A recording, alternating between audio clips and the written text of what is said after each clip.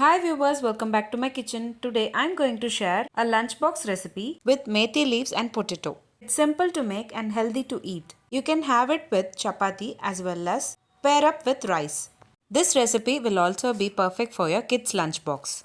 Let's get into the preparation.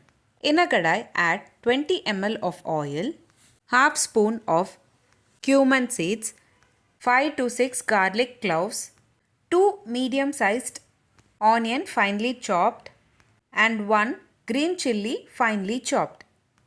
Sort all together well. Sort until onion turns to golden brown color. Later add boiled 2 medium-sized potatoes. I have sliced potatoes into small pieces. Cook with 1 whistle and later added it into kadai. After sauteing for 2 to 3 minutes, add 1 cup of methi leaves. Wash the methi leaves in running water. Strain the water and add the methi leaves into the kadai. Add 1 spoon of salt and 1 spoon of red chilli powder. Give a nice mix. Cook for about 2 to 3 minutes.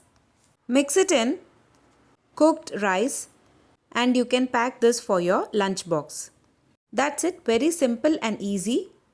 Aloo methi side dish for lunch box is ready.